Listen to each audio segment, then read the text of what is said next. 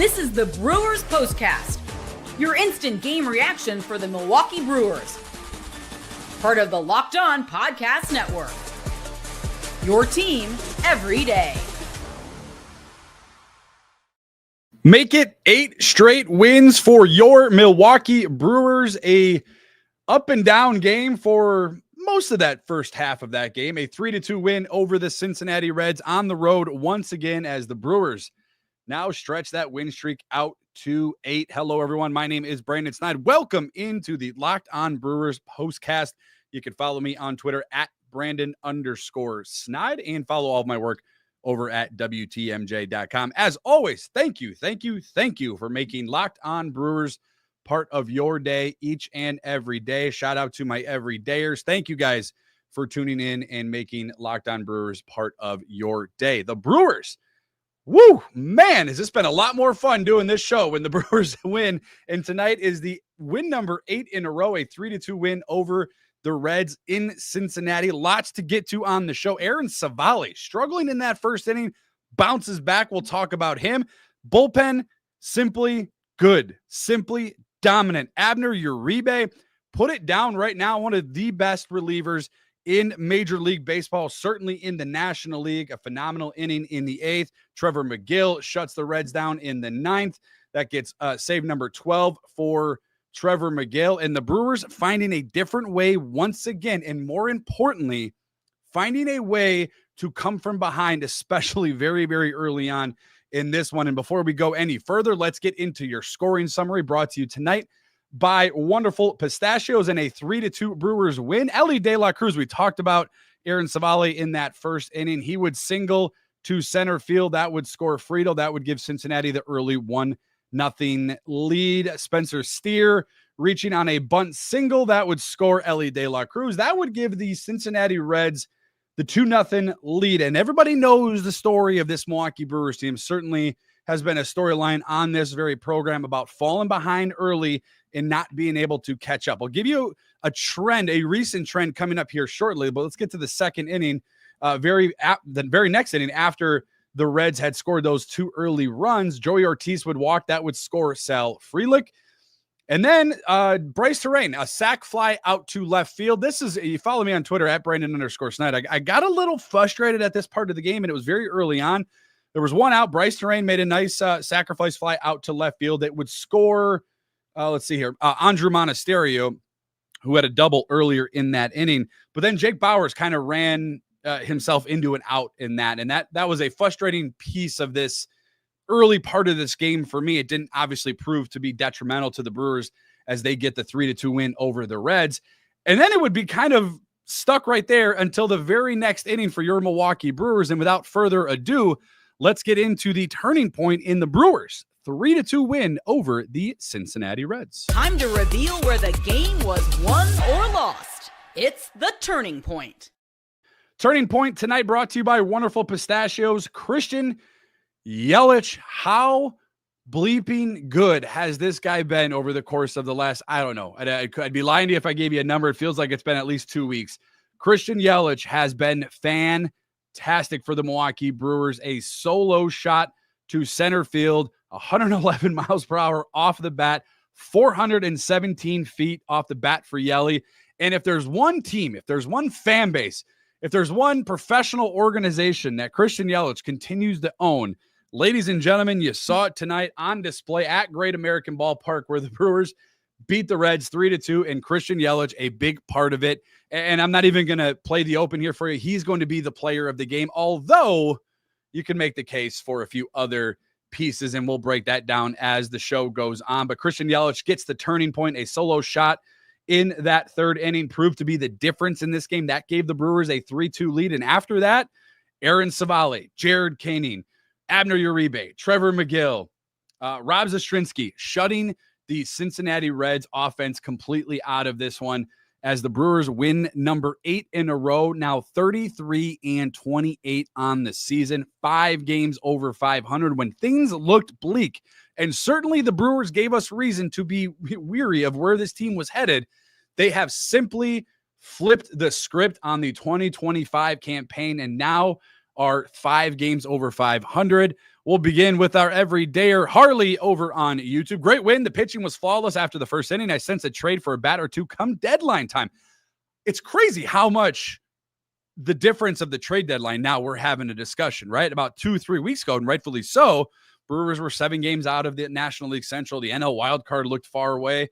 We're thinking, man, who's going to be on the trade block for this Milwaukee Brewers team? Are we going to be sellers or certainly not going to be buyers? But what are we going to do at the trade deadline? Harley brings up a great point. And once again, thank you for making Locked On Brewers part of your day.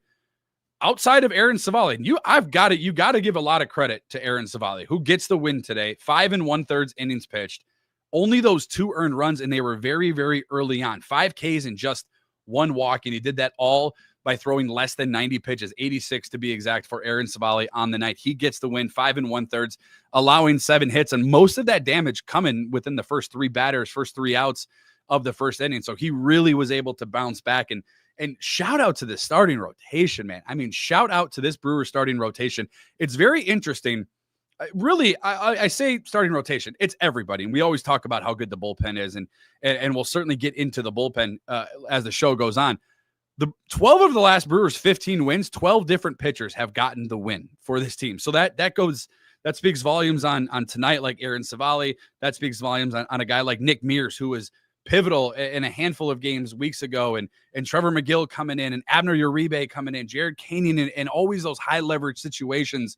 And then the starting rotation, guys like Logan Henderson and Freddie Peralta, who has been up and down, but nonetheless, it's kind of been a literal team effort with the pitching out on the mound for your Milwaukee Brewers, as Aaron Savali gets the win tonight, a 3-2 come from behind once again for this Milwaukee Brewers team. And don't look now. I was really big on it when we first started the program, and I said, man, the Brewers at one point in the season were 0-13 when trailing first in any game, up until that point of the season since Mother's Day. So you go back about, 20 days or so from here, 6-7 over that stretch. So they have, again, not only have they flipped their record, 33 and now 28 on the season, 5 games over 500, including, part of this 8-game win streak. But now they're starting to get back and crawl back into games where earlier on the year, they go down 1 or 2 runs. You and I are sitting there watching a game like, well, see what else is going on in the world of sports, because this one's probably it. That has not been the case over the last 20 or so days for this Milwaukee Brewers team. 6-7 since Mother's Day now, when they have trailed first in a game. And tonight was another one of those games. Again, down early. Aaron Savali didn't look sharp early on, but boy, did he settle down and get this Brewers team back in. And shout out to the offense, playing small ball, situational baseball. Bryce Terrain with the sac fly, scoring a run. And then Christian Yelich just continues to be the thing that turns this offensive wheel for this Milwaukee Brewers team. That solo shot in the 3rd inning proved to be the difference in the 3-2 game. Jordan over on YouTube, it's a big difference when we get timely hitting and the bullpen isn't taxed. It's massive. And part of this win streak, I go back, I think the biggest piece, and you can include win streak, but just the overall way that this team has played, that 3-game series in Boston where the bullpen was used more than we would have wanted to, but then they had that off day on Thursday. And one of the big reasons that this is kind of turned around, DL Hall and I forgot the guy who came in after, Quinn Priester. DL Hall and Quinn Priester, Friday after that off day, those are the only 2 pitchers on Friday where they beat Philadelphia Phillies in game 1. And then Saturday, you're up 17-2. So you're able to give your bullpen a big chunk of rest, where you're right, Jordan, they were taxed, but having those 3 to 4 days or so to kind of get them back on the right path was huge. And now you're seeing it, because Abner Uribe playing a big reason why this team won this game 3-2. Trevor McGill, Jared Kahney, Rob Zastrinski all coming out of the pen tonight and helping secure the Brewers on the road again in a division against a divisional opponent in a 3-2 win. All of your reactions still coming in. I see all of it on there. I will get to all of it. Lots to get to, including the thing you'll be talking about tomorrow, coming up right after this. The show today brought to you by wonderful Pistachios. Are you looking for a snack that's both delicious and nutritious? Crack into a good source of protein with wonderful Pistachios. They are one of the highest protein nuts. Each 1 ounce serving has 6 grams of protein, giving you over 10% of your daily value. Plus, they're packed with fiber and those better for you unsaturated fats to help you feeling fuller for longer. I don't know about you guys. Today was a Little League game for my son. In between Little League practice, picking my son up from track, going in between meetings at work, it is the snack that I reach for. It is convenient. It is there. And the no-shell or the in-shell options are always a classic favorite. So you always have your opportunity to have some variety. Get snackin' and get crackin' with a snack that packs a protein punch. Visit wonderfulpistachios.com to learn more. Again, guys, that website, wonderfulpistachios.com to learn more. A big-time win for your Milwaukee Brewers once again on their road, their 5th straight road win. You got to go all the way back to that Game 4 against the Pittsburgh Pirates where they won that Sunday. Then they came home against the Boston Red Sox and obviously swept the Red Sox. That was at home. Then they swept the Phillies in Philly, and now they have won Game 1 against the Cincinnati Reds. The loss pushing the Reds, who were right on the Brewers' heels. They were kind of going back and forth in the National League Central for a little bit, but they're now 3 games under 500. Your Milwaukee Brewers now 33-28 on the season. Mixter over on YouTube, who has one of the best profile pictures you'll see on YouTube. Hottest team in baseball. Never thought I would say that this year. Amen. Amen. I did not either. Really, I'm sitting here like you. I love this Milwaukee Brewers team. I bleed the blue and gold, and this is my team. This is what I do all year long, and the anticipation for the season to begin is always one of the biggest for me personally out of all the sports, really. Football, kind of dominates, but the football schedule never seems to end. Basketball is it's there, but baseball season is kind of one of those where you just are. It's in Wisconsin. You're waiting for the weather to kind of warm up. You're waiting for the snow to go away. When baseball's coming, so are the grills, so are the tailgating. And we've been spoiled because the Brewers have been really, really good over the last 5 out of the 6 years in the playoffs. So when they started the year and they got embarrassed in New York. The Game 1 was close, but then they just got embarrassed by the Yankees. They lose a series against the A's, and you're just like, man, like this isn't good, and we're falling into a trap. They go on the road, and they have team meetings after team meetings, and you're just kind of scratching your head. I know for me personally, you're wondering, is this going to get turned around? Like, are they too far into a hole right now? And I have talked to that proverbial hole that they've got to climb out of, and certainly they have answered that. And I just mentioned it before with Harley's comment. We were talking about, is this team sellers at the trade deadline? Who would be sellers, who would be part of the Brewers selling, if they were to be sellers. And here we are now talking about, let's get a bat. Let's get another bat in this lineup. It's been incredible. It's definitely been a turnaround. So thank you, Mixter, for your comment over on YouTube. Chris over on YouTube. I love this crew, but we are still 5.5 games back of the Chicago Cubs. The good thing about that, although you aren't wrong, although I believe it's now technically 5 because the Brewers the Brewers and Reds were the only 2 teams in the National League in action tonight, which is very weird to have a Monday off day for every other team in the National League Central. However, you do have plenty of opportunities against the Chicago Cubs team. And I said this prior to the Cubs series, and I took a lot of flack from it, certainly amongst the Chicago fan base. I still think this is a better team than the Chicago Cubs. And I know saying that, and you can probably rewind 2 weeks ago and be like, is this the same guy? Because you're talking, totally different. And certainly an 8-game win streak will help cover that. It'll help talk about the more positive things. However, we knew that this what this team was going into this year, right? Playing that Murph ball, it's small ball, opportunities.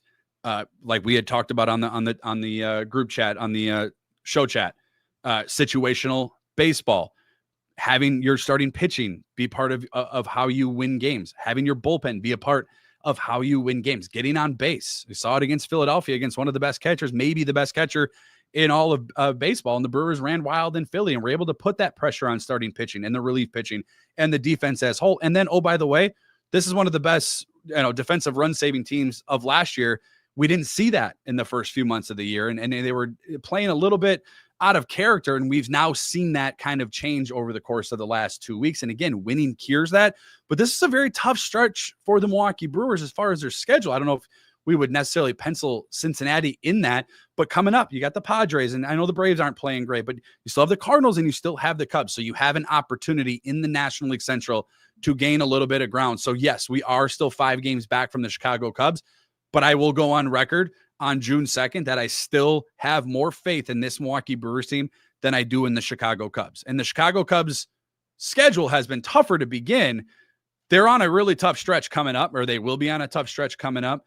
Their bullpen's not great, and I'll put up our bullpen against any other bullpen in the National League Central. I'll put up our starting pitching against any starting pitching in the National League Central. The fact that we're 5 games back in the division lead, and at one point Freddie Peralta was your only healthy starter on your roster, speaks volumes for where this team was and where they're going and where they're at right now as they win today against the Cincinnati Reds by a final score of 3-2.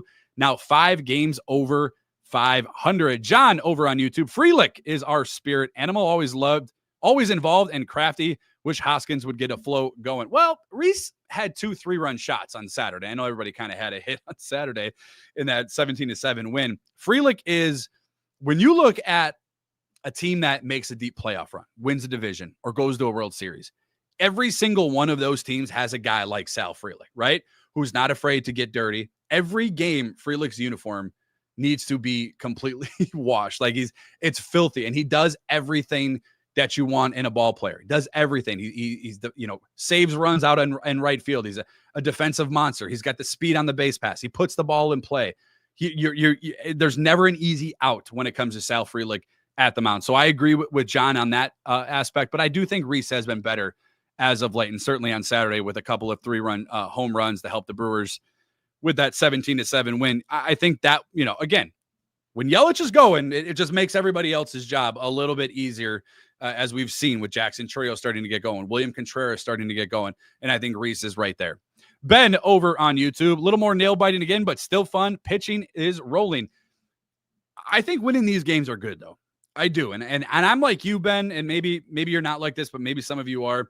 Saturday's game is great.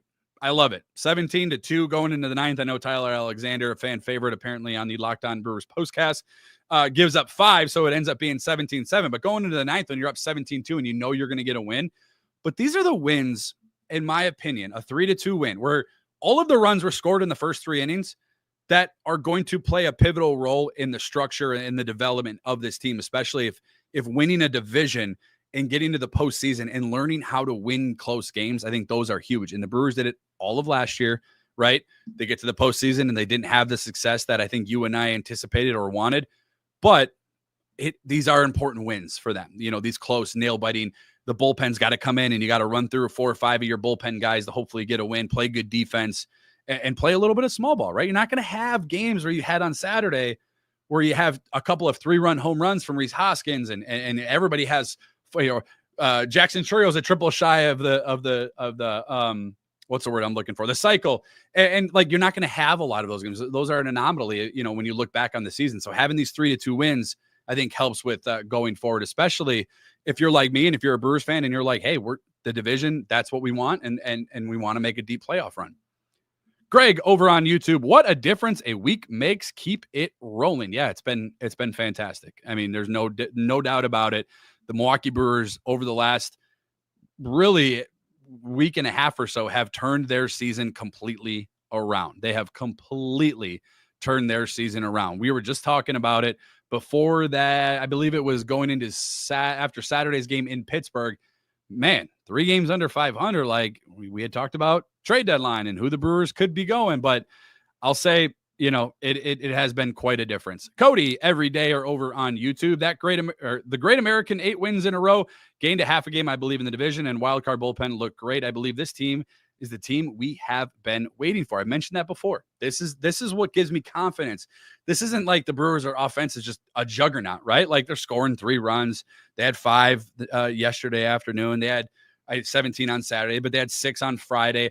And like they're finding different ways to win, and they're coming from behind to win games. And I think that's the important thing that we hadn't talked about, or that we did talk about, really, is what I should say, early on in the season. They started the year 0 for 13, trailing first in a game. It hadn't won a game that they were trailing first, and now they've kind of flipped that. I mentioned the stat since Mother's Day. They are now 6-7. And the last time they won 8 straight, it's not been too long. You got to go all the way back to 2023 for this Brewers team as they secure win number 8 in a row, a 3-2 win over the Cincinnati Reds. Everydayer Nick, we'll get to a few more of your comments. Don't look past the Reds, but Padres will be a true test. The Padres will be a true test. The Cardinals will be a true test. Certainly the Cubs in Wrigley will be a true test. So it's not easy for the Milwaukee Brewers. It's not going to get easier, but now you're winning games that I think you should be winning, right? I mentioned it. You should sweep the Cincinnati Reds. Will I be upset if you don't? No. It's really hard to sweep a team.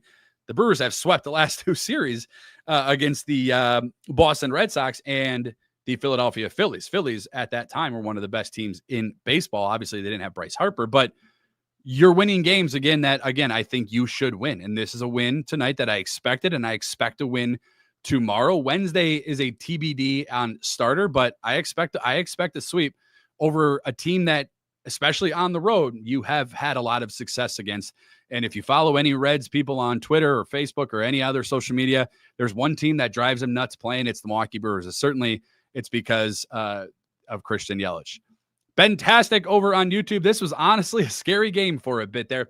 Was scary, but the most important thing, the Milwaukee Brewers got the win. My thanks to each and every one of you so very much for being a part of the Locked On Brewers postcast.